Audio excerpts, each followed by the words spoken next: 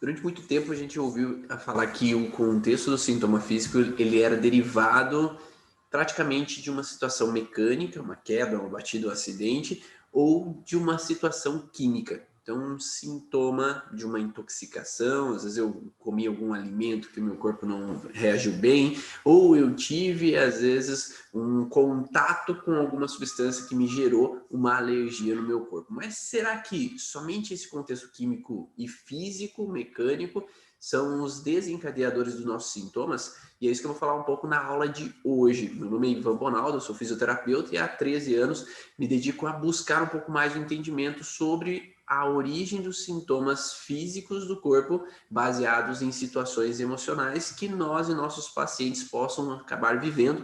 E aí, se a gente não entende essa base de conflito, talvez a gente não consiga entender que cada sintoma às vezes vem de uma derivação específica. Claro que a gente não vai ligar de forma nenhuma que possa existir alguma situação física, que possa existir uma situação química ou uma toxicidade radioativa, por exemplo, ou de eletromagnetismo que possa interferir no corpo físico, mas também temos que olhar que possa haver uma derivação emocional para o surgimento de uma disfunção física no corpo do nosso paciente. Mas para entender um pouquinho esse contexto, a gente precisa entender o que é um trauma, como que é observado um trauma. Então, em geral, o trauma ele é observado como uma situação que é vivida de forma dramática, inesperada e vivida num contexto de isolamento. Mas o que pode ser isso, né? O que a gente pode pensar um pouquinho sobre esses padrões? O dramático é um processo realmente que houve uma frustração, um grande estresse, um grande incômodo, onde eu não pude reagir a uma situação, onde eu fiquei, às vezes, incomodado, frustrado, tenso sobre algo que estava acontecendo. Quando nós falamos do inesperado, é algo que nos pegou de surpresa, onde eu não tive uma reação, onde eu não pude evitar ou ir contra algo que estava acontecendo. Eu trouxe um videozinho aqui de Henri Laborie, que ele era um cirurgião estudioso do comportamento animal e, sobretudo, do comportamento humano francês. Ele coloca um pouquinho um vídeo aqui, uma demonstração do que seria esse inesperado ou essa situação de que ele chamou de inibição da ação. Então vamos observar um pouquinho o que ele demonstra aqui. Então ele coloca um ratinho dentro então de uma gaiola que é dividida ao meio com uma parte que ela recebe estímulos elétricos. Então há um estímulo primeiro visual, auditivo e depois um choque que é dado no rato e ele pode escapar porque essa parte aqui da gaiola ela não tem estímulo elétrico.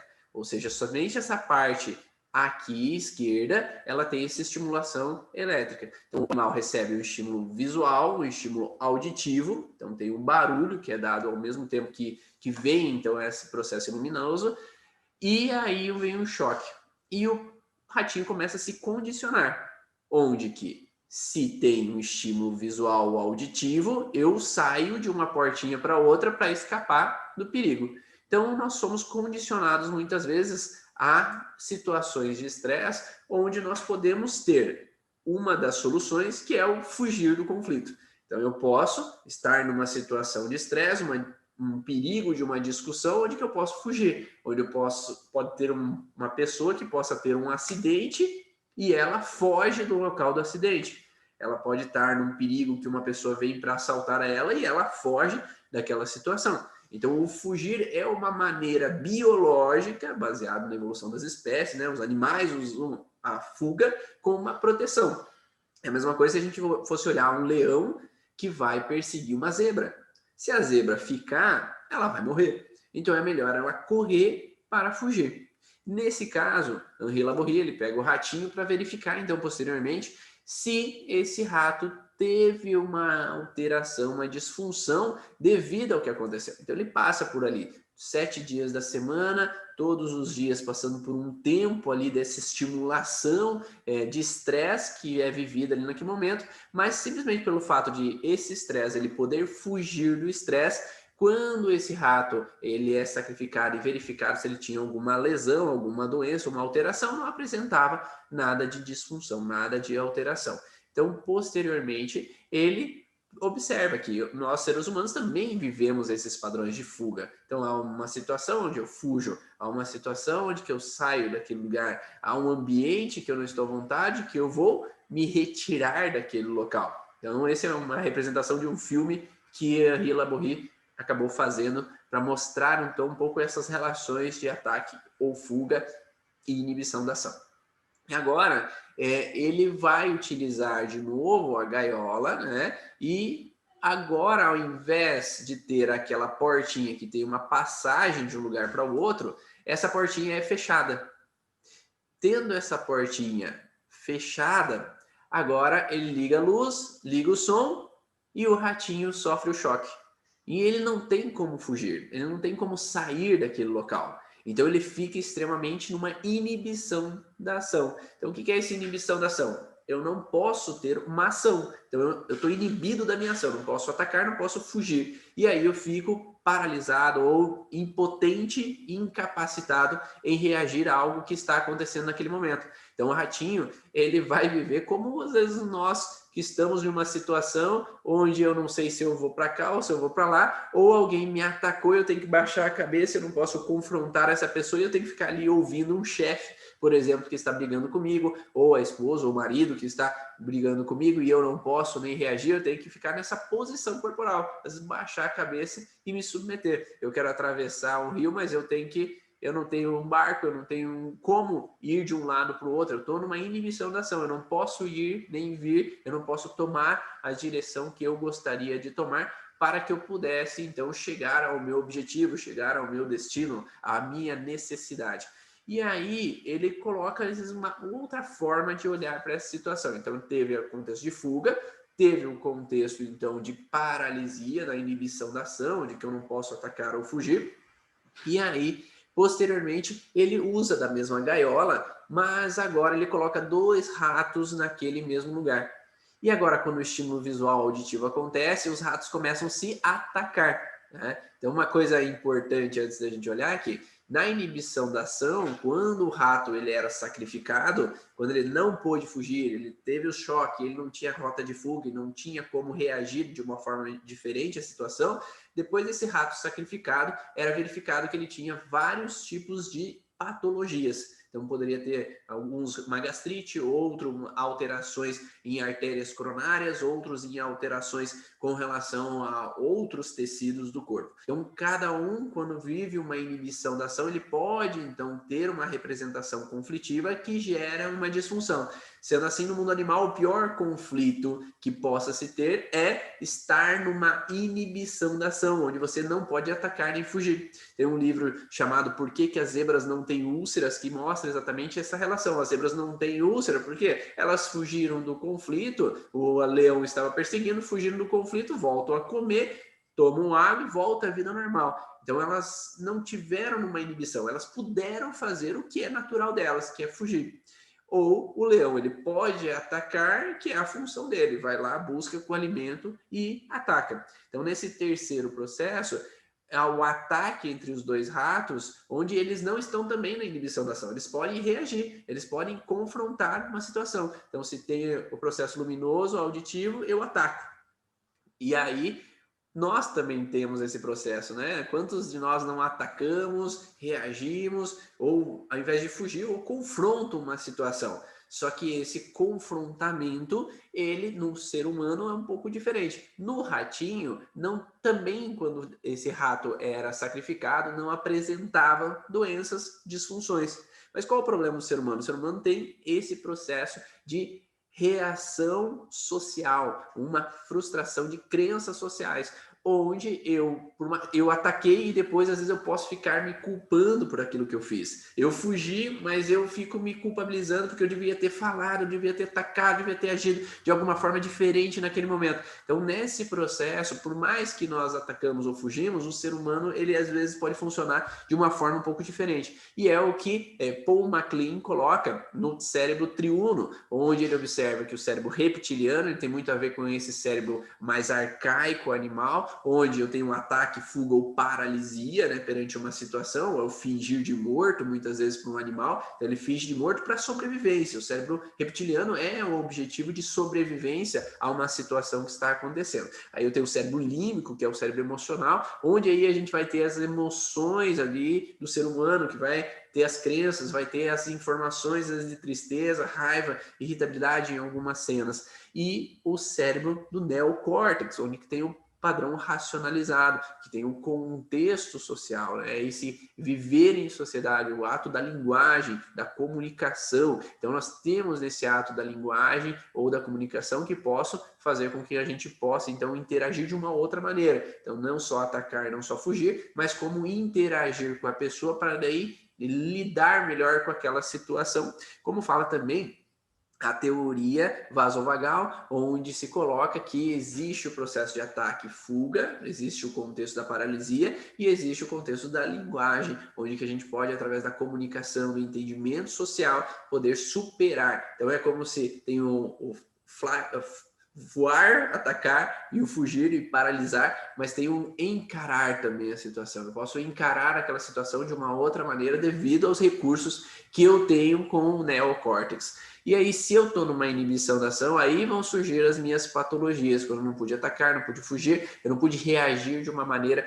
diferente, ou que eu permaneço em estado conflitivo com a situação. E quando que geralmente a gente permanece no estado conflitivo? Quando a gente não pode expressar as nossas necessidades. Então, eu tinha uma necessidade de falar que eu tinha que eu fiquei incomodado porque a pessoa agiu de uma determinada maneira, eu fiquei frustrado porque eu não pude falar que eu amava a pessoa e ela faleceu e eu sinto falta daquela pessoa. Então, tudo que está no contexto onde que nós falamos do terceiro ponto antes dramático, inesperado, e agora o viver no isolamento. O isolamento é eu não poder compartilhar o que eu gostaria de compartilhar. Eu, por mais que está cheio de pessoas ali em volta, eu me sinto sozinho, porque eu não posso dizer o que está mais íntimo dentro de mim, que é às vezes uma raiva, porque minha esposa simplesmente colocou a toalha em cima da cama, meu esposo simplesmente fez xixi fora do vaso. Então, alguma coisa que eu não pude expressar, porque esse contexto racionalizado do neocórtex me faz eu pensar, não precisa, não é para tanto, não precisa gerar uma confusão por causa daquilo, mas lá dentro de mim aquilo me corrói, porque entre a razão e a emoção, lá dentro no cérebro mais arcaico, ainda a emoção supera a razão e aquele instinto ele acaba deixando então um sintoma, um encontro. E a partir do momento que a gente vive o estado conflitivo, do estresse, onde que eu estou nesse padrão de tríade, né, dramático, inesperado, vivido e no isolamento, a gente tem uma sensação psique, uma alteração no psique, mas ao mesmo tempo a gente vai ter uma alteração no cérebro e no órgão. O que significa isso? Que devido à percepção que eu tenho a uma situação conflitiva, eu vou ter no cérebro um centro de controle de algum tecido do corpo. Então, no nosso cérebro existe um centro de controle para cada um dos tecidos, cada uma das regiões cerebrais. Você conhece provavelmente muito frequentemente o homúnculo sensorial, homúnculo motor. Então, dentro do homúnculo motor tem uma região no cérebro que linka a uma região específica do nosso corpo, seja sensorial ou seja motora. Da mesma forma, cada órgão, cada tecido, ele tem uma região, uma zona no cérebro que controla cada órgão, cada tecido, cada célula do nosso corpo. Então, o corpo ele não funciona de uma única alteração e um órgão, somente o órgão está alterado e pronto, e não existe mais relação, vamos tirar aquele órgão que acabou o problema. Não, o cérebro ainda está lá, é a mesma coisa que uma amputação. Se uma pessoa sofre uma amputação, ela ainda pode ter dor fantasma, porque a zona cerebral representante aquela região ainda permanece lá. Enquanto aquela região cerebral permanece lá, o estímulo ainda está sendo dado. Ainda eu posso ter sensações. Então, por isso que pessoas ainda permanecem com uma dor em membro fantasma. Então, mesma coisa em órgãos. Se nós retiramos um órgão, não quer dizer que aquela frustração emocional agora findou. Aquela pessoa vai continuar vivendo talvez aquele processo emocional, só que agora vai ser alterado talvez o tecido. Eu posso ter uma alteração em vesícula, que eu retiro a vesícula, agora tem uma alteração em ductos biliares, ou uma alteração digestiva posteriormente, e aí se coloca um comprometimento e vai se aumentando a caixinha de remédios ali daquela pessoa, ou a necessidade de cirurgias de outros âmbitos posteriormente. Um teste legal que a gente pode compreender um pouquinho mais como essa relação emocional interfere no físico é o teste do limão. Então, Flores, ela coloca numa das pesquisas dela que ela fez a seguinte questão, colocou um monte de pessoas lá de frente para uma televisão e colocou algodões na boca dessas pessoas que vieram ali participar da pesquisa. E aí ela coloca um vídeo onde uma pessoa pega um limão de uma árvore, corta o limão no meio e começa a degustar aquele limão, sentir o azedinho daquele limão. E, ao mesmo tempo que as pessoas viam essa situação, elas começavam a salivar muito. Então, por isso o algodão, para verificar o quanto de saliva era empregado ali naquele momento de ver aquela situação. Então, é um teste de empatia. Eles verificavam, eles viam, tinha uma empatia àquela pessoa que estava comendo naquele momento. E isso fazia com que o estímulo acontecesse. Ou seja, a produção de saliva, que é algo real, ele não necessariamente tem que ocorrer com algo que eu comi. Ele pode ocorrer, então eu vou comer o limão, eu vou ter uma salivação. Mas só o fato virtual de eu ver aquela situação ou imaginar aquela situação como se eu estivesse comendo algo, ele já começa a produzir mais e mais saliva. Então, dessa forma, os nossos outros tecidos, quaisquer, eles podem também aumentar a produção do tecido ou promover necrose teciduais, desde que a gente imagine o processo. Então, não necessariamente a gente precisa viver a situação, mas num contexto emocional, vivenciado de forma real, virtual, imaginária ou simbólica, nós podemos produzir uma alteração. E hoje é visto frequentemente com relação às ressonâncias magnéticas funcionais, onde é pedido para uma pessoa, então, faça um movimento da mão e agora imagine você fazendo esse movimento da mão. E a mesma região do cérebro é estimulada, tanto que eu estou numa forma real ou de uma forma imaginária daquela ação. Mas eu gosto mais do teste do churrasco, é passar naquela frente da churrascaria, sentir o cheiro da carne, sentir o cheiro da picanha e a boca começa a salivar. Então, se você passa por um lugar onde que você sente um cheiro que te relembra uma comida, ele também te faz salivar. Então, faz com que haja uma conexão devido aos 5 sentidos. Então, a gente fala que sempre que a gente vive um trauma, a gente grava os 5 sentidos. A visão, a audição, o olfato, o paladar e o tato.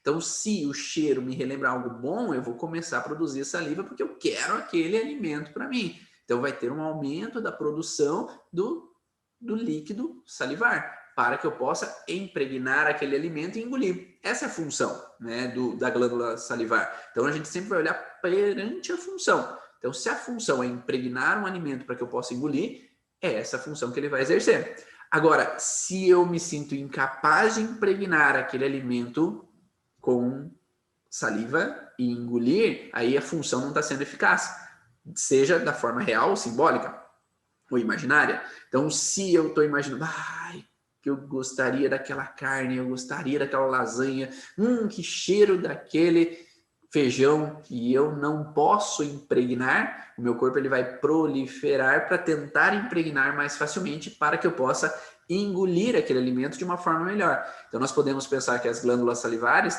podem produzir então mais saliva em fase de estresse. Então eu estou no estresse cerebral porque eu tenho o desejo daquele alimento e eu vou produzir mais saliva para engolir ou preencher aquele alimento dentro da boca para engolir. Só que eu estou imaginando aquele alimento dentro da boca e mesmo assim há uma proliferação de tecido ali, uma proliferação de líquido ali para eu bocanhar o alimento. E no estômago funciona da mesma forma, né? Se a gente pensar que nós estamos num processo alimentar, se eu como, por exemplo, uma fruta, uma salada, eu vou ter uma necessidade no estômago de liberar suco gástrico para que eu possa digerir aquele alimento. Só que como a salada não é algo tão grande, tão pesado, então eu vou liberar uma certa quantia de suco gástrico pequena para que possa digerir aquele alimento. Agora imagine aquele domingo lá que tu come carne intensamente, 100, 200, 300, 400, 500 gramas de carne, 600 vai, tem gente que vai longe. Eu vou ter que liberar uma quantidade de suco gástrico muito maior para digerir esse alimento. Dessa forma, essa liberação aumentada vai fazer com que depois eu vou ter que ficar, vou descansar um pouquinho, vou sentar aqui na rede, vou deitar aqui um pouco para digerir o alimento. Então eu vou precisar que o sistema nervoso parasimpático, ele dê uma baixada para desligar um pouco uns alertas de outros tecidos para que possa lá no estômago funcionar de uma maneira melhor.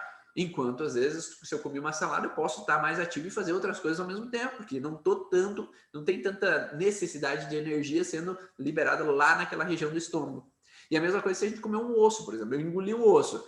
Para eu digerir uma salada é uma coisa, para eu digerir um osso é muito mais suco gástrico que eu vou ter que liberar para aquele osso ser degradado. Então, nesse momento de fase de estresse, de degradação, eu vou ter que ter uma liberação maior de suco gástrico. E isso é a mesma coisa no contexto emocional. Se eu não consigo digerir uma situação de perda, por exemplo, onde uma pessoa foi embora, faleceu, às vezes eu tive uma pequena perdazinha, é uma liberação pequena de suco gástrico onde eu não digiro aquela situação. Então, se a função do estômago é digerir, a situação emocional tem que ser no mesmo padrão. Né? Tem que ser uma sensação de não ser capaz de digerir aquela situação que está acontecendo. Então, se eu interpreto dessa maneira, esse órgão é que vai ter que estar em ação para promover aquela função. Então, se eu não consigo, a função não está sendo eficiente. Então, o que o cérebro entende? Vamos liberar mais suco gástrico para digerir aquela situação de uma maneira melhor. Tá? Se é uma situação, o chefe me falou uma besteira ali que eu não gostei, então, deixa para lá, né? Por isso que eu vou me estressar. Às vezes eu não digeri uma pequena situação. Agora, se é um conflito de família grande, se é uma situação intensa de discussão que eu não digiro aquilo que está acontecendo, se meus pais ficam brigando todo o tempo, eu não consigo aceitar, não consigo digerir aquela situação que está acontecendo, o montante do processo é muito maior e a necessidade de liberação de suco gástrico é muito maior para que possa digerir aquele bocado de alimento e aí eu poder sair daquele processo. É como se o cérebro entendesse que tem algo lá no estômago que precisa de ser digerido e está difícil. Então, vamos liberar mais suco gástrico para produzir mais, então, suco gástrico naquele local, liberar mais naquela região, para que possa digerir de uma maneira muito mais eficiente. Esse é o objetivo do corpo, ser eficiente. Então, a doença não vem como um problema que o corpo está em disfunção. Não, ele tem uma necessidade que está sendo cumprida por aquele órgão. Seja uma necessidade real, que às vezes cai um osso lá no estômago, eu tenho que digerir melhor, ou uma necessidade emocional de digerir uma situação. Só que às vezes, como a gente não tem essa conexão mente-corpo, a gente não presta atenção que pode ser uma situação emocional que eu não digiro, que eu não estou conseguindo sair do processo. Então eu permaneço no estado de estresse e não conseguindo lidar com aquela situação, e aí, quanto mais eu permaneço, mais alterações eu vou ter, e aí aparecem as doenças mais graves, ou as doenças autoimunes, que representam esse balançar de eu não sair do estresse, eu vou e volto, vou e volto, vou e volto, e eu não consigo resolver aquela situação por completo. E sempre quando a gente vai olhar essa situação conflitiva, a gente tem que olhar que o sistema nervoso simpático e parasimpático é o que eles vão estar trabalhando para que esse organismo funcione da melhor maneira possível. Se eu estou em normotonia, eu estou durante o dia tendo que estar um pouco mais alerta, sistema simpático um pouco mais alto para que eu possa dar conta das coisas. Na parte da noite, o sistema parasimpático, daí ele predomina para que eu possa, então, relaxar. Então, normotonia é, durante o dia eu estou mais alto no simpático, durante a noite eu estou mais alto no parasimpático. Agora, eu vivi uma situação de conflito, bateram no meu carro, e aí há um hiperestresse, um aumento da uma hipersimpaticotonia, que pode ser momentânea ou duradoura. Que eu posso demorar tempo ali não digerindo aquela situação, eu posso durar tempo ali não aceitando o que está acontecendo, e quanto mais tempo eu estou nessa fase de estresse, maior vai ser a alteração no tecido, e tudo vai depender da derivação embriológica que esse tecido tem. Então, por exemplo, a curvatura maior do estômago, nós temos uma derivação mais endodérmica, a curvatura menor do estômago, nós temos uma derivação mais ectodérmica. E isso vai diferenciar. Se é a tecido, então, derivação endodérmica, ele tem uma proliferação de tecido na fase de estresse. Então, tem que produzir mais suco gástrico. Agora, a curvatura menor do estômago em fase de estresse vai ter, então, uma ulceração e vai ter mais sensibilidade. Então, as gastrites nervosas, as dores em queimação mais na região do estômago, na curvatura menor do estômago, são mais de fase de estresse. Por isso que fala, tu tá com gastrite, tá em estresse. Porque eu tô numa contrariedade indigesta. Eu tô com uma raiva sendo vivida que eu não consigo passar daquela situação. E ali permanece essa sensação. Agora, quando é um tecido endodérmico, não há muito sintoma na fase de estresse. Ele libera mais suco gástrico, porque tem que aumentar a função daquele tecido, mas agora na fase parasimpático-otônica, ou hiperparasimpático-otônica, tem então agora uma fase de eu decaio mais. Não é só uma fase parasimpática assim, eu tô um pouquinho cansado. Não, eu caio mesmo, às vezes eu caio de cama, ou eu tenho um baita cansaço porque o meu corpo agora quer se reestruturar. Então vai dar aquela sensação de estufamento, de indigestão, aquele mal-estar pós-almoço, né, como a gente tem às vezes, né, quando comeu demais. Então essa fase é que o corpo está tentando se reestruturar e vai ter um processo inflamatório que geralmente ele é abordado numa fase hiperparasimpático-tônica. Então essa abordagem de a gente olhar como o corpo funciona, como o corpo ele reage a uma situação conflitiva, ela tem que ser analisada nesses grandes âmbitos de como é vivido o conflito para aquela pessoa, como a pessoa ela reagiu perante a intensidade daquilo. Então, para ela, foi intenso ou não foi intenso? Será que ela reagiu numa inibição da ação onde ela não pôde expressar, que ela ainda carrega durante anos aquela frustração que ela não digere, que ela ainda permanece no estado conflitivo? E quanto mais tempo, maior é o sintoma que vai aparecer, independente o órgão ou o tecido que seja. Quanto mais tempo, maior a frustração. E lembrando sempre que cada tecido tem uma função diferente. E se cada tecido tem uma função diferente, o conflito é diferente. Então a percepção do conflito é diferente. Então o estômago é não digerir uma situação. A parte do ombro serve para quê simbolicamente? Ele vai ter uma função de trazer alguém para perto de mim ou afastar. Então eu tenho que ter uma aptidão de reagir ou fazer ou ter aquela função como adequada. O ovário e o útero, ele tem a função, o ovário e o testículo principalmente, tem uma função de reprodução. Então se no mundo animal, por exemplo, uma galinha, ela botou um ovo e retiraram o ovo dela, né? Porque acontece diariamente quando você está no sítio, você vai tirar o ovo da galinha, no outro dia ela vai botar um novo ovo. Vai colocar um outro ovo, cada vez que tira, bota um outro ovo. Quando que ela para de botar ovo? Quando param de tirar o ovo dela. Então, nesse sentido, biologicamente, se eu tenho uma sensação de perda, eu vou ter uma proliferação tecidual no testículo ou no ovário. E aí vão surgir os cistos no ovário, os nódulos ou os tumores testiculares ou ovarianos, porque ali é a função da procriação. Então, se eu tenho uma perda biologicamente no mundo animal, para manter a espécie é preciso ter uma nova reprodução, para que a espécie não seja extinguida. Então, nesse sentido, para uma representação de perda, é necessário ter uma proliferação tecidual para aumentar a produção de óvulo, de espermatozoide, para ser capaz de reproduzir o quanto antes. O problema, de novo, é o neocórtex. Se nós somos seres humanos, a gente pensa que não é porque eu tive uma perda que eu vou procriar novamente.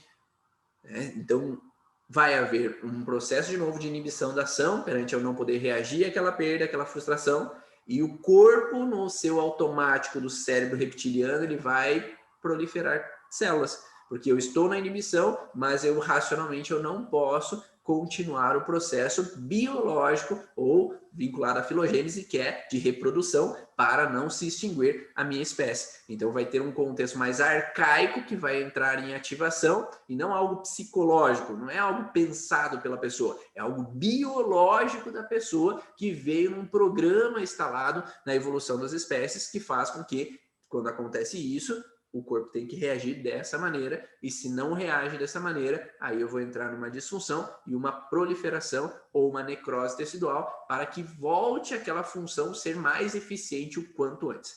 Espero que você tenha gostado dessas informações, tem aqui um pouco das referências de onde foram tirados esse conteúdo e aguardo aí um compartilhar de vocês do que vocês acharam, um feedback. Claro que é uma aula curtinha aí para ter um entendimento breve sobre essas informações, mas espero que já tenha gerado alguns pontos de interrogações e alguns desejos de buscar mais sobre esse conteúdo. Um grande abraço e até a próxima!